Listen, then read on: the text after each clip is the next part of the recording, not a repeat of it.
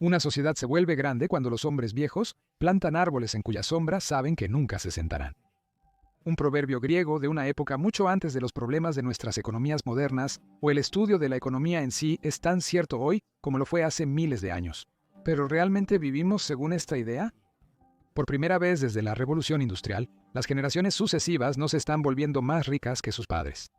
Aunque ciertamente ha habido contratiempos y excepciones históricas a esta tendencia, ha permanecido cierta en general para las poblaciones de la mayoría de las economías desarrolladas. Durante mucho tiempo, simplemente se esperaba que los hijos de las personas tendrían un estilo de vida mejor en su adultez que el que ellos tuvieron.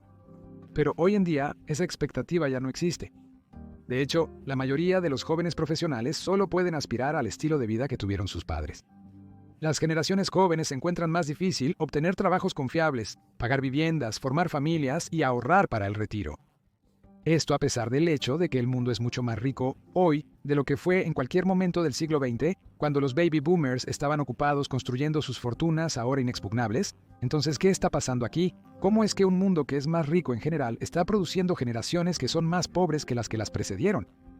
¿Existe alguna causa subyacente a esto? Si la hay, ¿existe alguna forma de revertirla? Y si no la hay, ¿significa eso que solo podemos esperar que cada generación en adelante sea más pobre que la precedió a partir de ahora?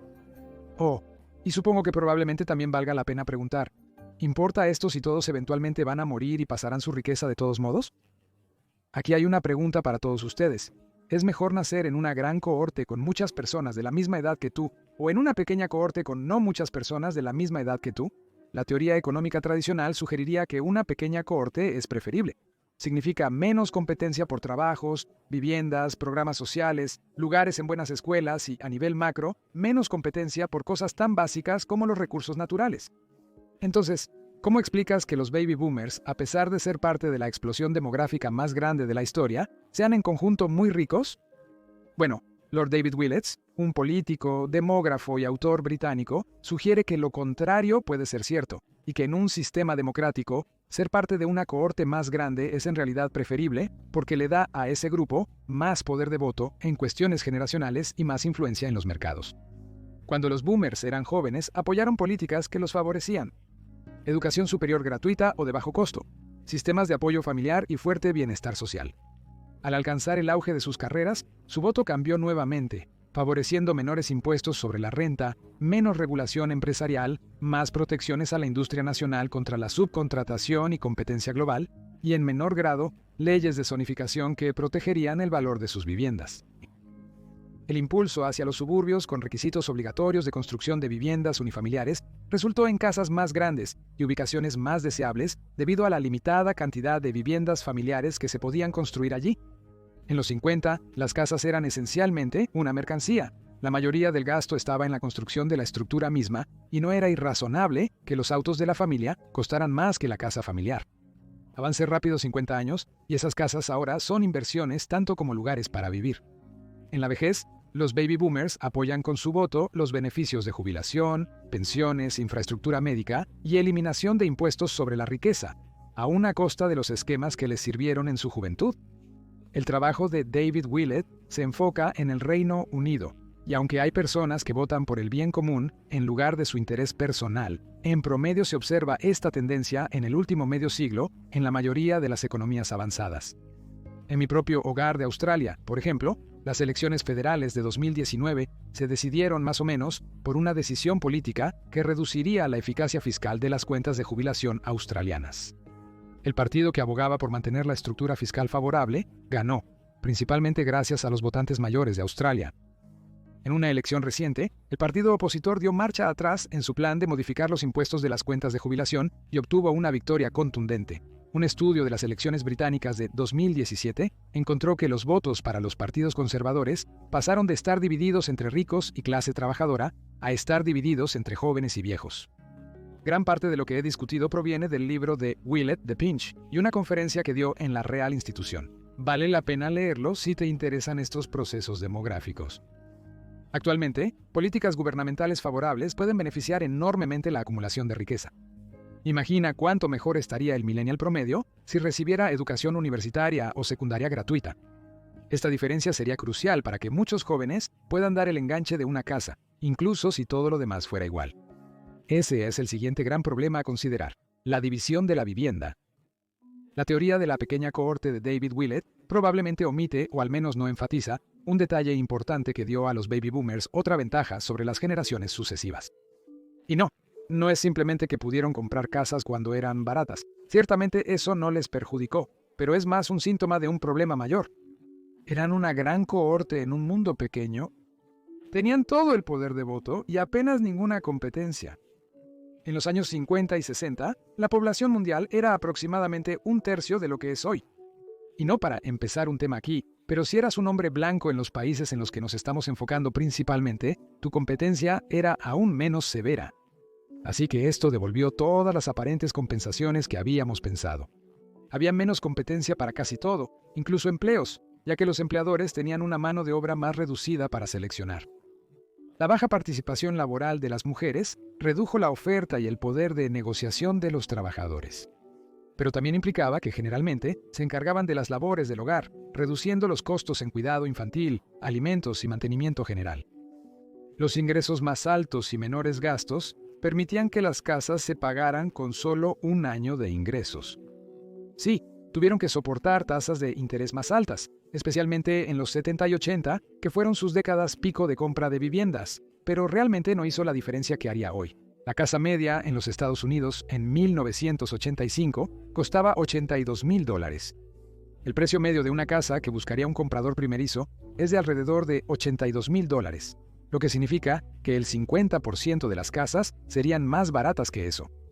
Ajustado por el ingreso mediano del hogar, esos $82,000 se convierten en $103,000. La tasa hipotecaria promedio en ese momento era del 15% o cerca de $15,000 al año. Aunque en algunos años fue más alto, la mayoría de prestatarios se limitaron a un máximo del 15%. Así que ese es el peor de los casos. La casa mediana hoy cuesta $430,000 y la tasa de interés promedio es poco más del 5% o $21,500 por año solo en pagos de intereses. Una vez más, esto se ajusta a los ingresos medios de ese periodo, por lo que a primera vista parecen bastante comparables. Tal vez los jóvenes no deberían quejarse de la inaccesibilidad de la vivienda después de todo. Muchos descartan esta comparación argumentando que la alta inflación de ese periodo hacía que los elevados pagos de intereses fueran insignificantes. Pero eso en realidad no es cierto. La inflación en 1985 fue del 3.5% y aunque fue tan alta como el 13.5%, esta era la inflación del índice de precios al consumidor, no la inflación de la vivienda.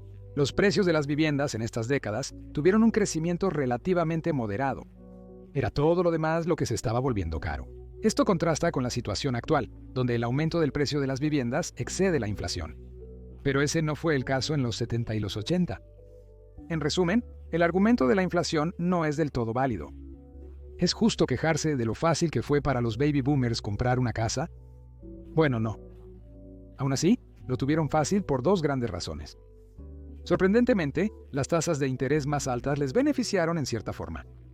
Ahorrar en una cuenta con un interés anual del 10% acelera significativamente el objetivo de ahorro para un depósito. Las tasas de interés más altas también aseguraron que los precios de las casas nunca fueran demasiado altos porque los pagos simplemente se volverían inasequibles. En el ejemplo previo, analizamos los intereses abonados en préstamos de dos periodos distintos. Pero lo que pasa con una hipoteca es que también tienes que devolver el principal. Devolver el principal de una hipoteca de $430,000 durante un plazo de préstamo estándar de 30 años costará $14,300 adicionales por año, lo que eleva el total anual de reembolso a poco menos de $36,000. La casa de 1985 tendría un reembolso principal de $3,000 por año, elevando el total a poco más de $18,000 anuales, la mitad de lo que pagaría el comprador de 2022, a pesar de que las tasas de interés sean 3 veces más altas. Dicho de otra manera, si los reembolsos se mantuvieran iguales, la persona que comprara la casa en 1985 podría tenerla pagada en 5 años en lugar de 30 años. Entonces, ¿por qué me estoy enfocando tanto en la vivienda? Bueno, a pesar de ser una parte muy importante de nuestras vidas, las casas también son singularmente improductivas. El sector inmobiliario es algo único como clase de activo porque no produce nada de valor. Una casa situada en un bloque de terreno puede apreciarse en valor y puede proporcionar un hogar a sus propietarios o un flujo de ingresos por alquiler a un inversor, pero no produce nada. Actualmente, Existen otras inversiones como las criptomonedas que tampoco producen valor, pero su mercado es diminuto comparado con el mercado inmobiliario global. Minúsculo y relevante. Si el valor de Bitcoin llega a $1 millón, bueno, eso es genial para las personas que invierten en él y tendrá algunos impactos secundarios menores en otros mercados a medida que las personas cobran para comprar lo que sea que compren los millonarios de cripto, pero no va a dejar a nadie en la calle, ni. La asequibilidad de la vivienda puede hacer eso y también puede ralentizar el progreso de economías enteras. Las economías mundiales aún se centran, para bien o para mal, en grandes núcleos de actividad económica, comúnmente llamados ciudades. Si los bienes raíces en estas ciudades se encarecen demasiado, se vuelve inviable para los trabajadores mantener empleos allí, porque gran parte de sus ingresos se destinarán a pagar el alquiler. A corto plazo, esto puede compensarse con salarios más altos, pero entonces estos centros solo operan para el beneficio de los propietarios afortunados que poseen propiedades allí. Es improbable que el dinero obtenido por los propietarios de sus propiedades se reinvierta en el crecimiento empresarial o se gaste en consumo regular que mantiene a las empresas funcionando. Es probable que se invierta más en propiedades, aumentando los valores del mercado y el dinero que se desvía de centros productivos hacia activos improductivos. Los precios más altos de las viviendas también reducen la movilidad social y geográfica. Según un estudio de Pew Research de 2020, el 52% de los jóvenes adultos estadounidenses de 18 a 28 años aún viven con sus padres. Es razonable asumir que este número ha aumentado tras 2 años de COVID y el alza récord en los precios de las viviendas. Estos jóvenes adultos dependen financieramente de dónde residen sus padres. Si les ofrecen un excelente trabajo en otra ciudad, deberán decidir si el aumento salarial compensa el incremento del costo de vida. Si deciden que no, pierden una buena oportunidad laboral y una empresa pierde a un empleado productivo. La concentración de riqueza en una generación particular es algo que puede tener consecuencias muy reales para economías enteras, y estos efectos solo se van a pronunciar más a medida que las poblaciones continúan envejeciendo. Lugares como Japón son claros ejemplos de esto y no tienen el mismo tipo de problemas de vivienda que tenemos en el oeste. Pero a largo plazo, ¿esto incluso importa?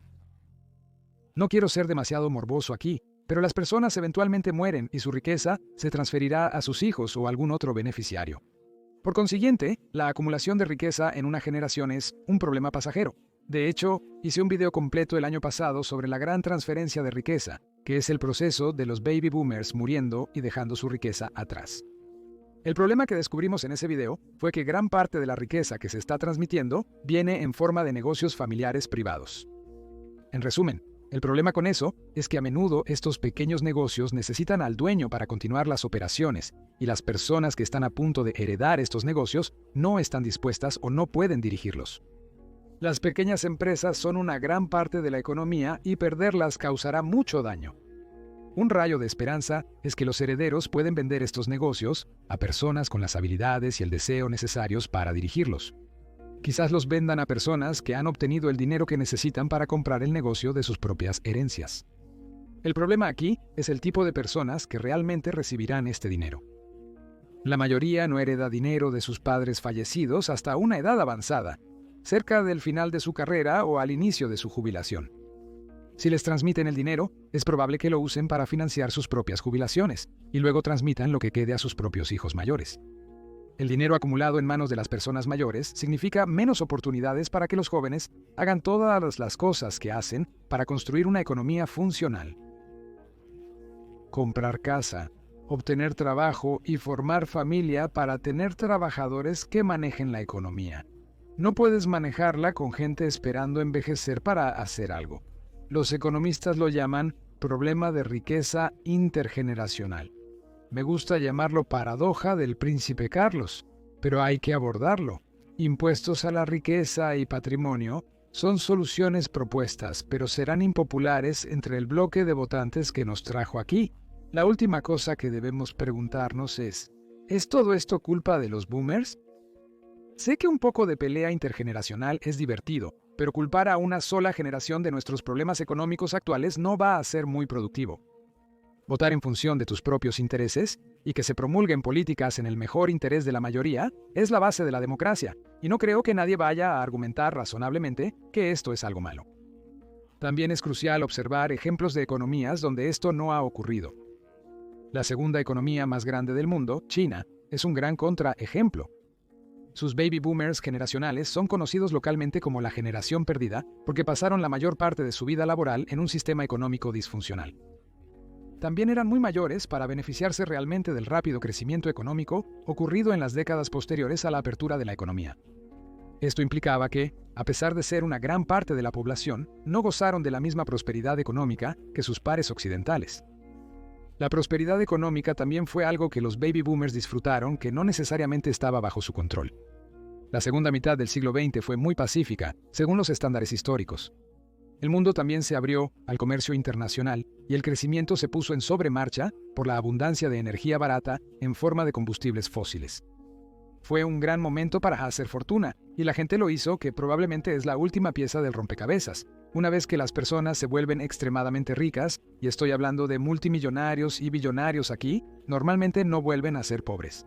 El grupo de billonarios que proviene de esta generación estará sesgando estas cifras para hacerlas parecer peores de lo que realmente son. Recuerda que en un grupo con un billonario y 999 personas completamente arruinadas, el miembro promedio de ese grupo es un millonario. La mayoría de los billonarios son mayores y tendrán un impacto desproporcionado en las estadísticas de riqueza generacional. De nuevo, si observamos a los billonarios por edad en China, un país donde la votación por la población general no ocurre realmente en el sentido tradicional, podemos ver claramente que la riqueza proviene de periodos de fuertes condiciones económicas, no solo de tener la capacidad de manipular la política pública para beneficiarte a ti y a tus pares. Aunque claro, estoy seguro de que no hace daño.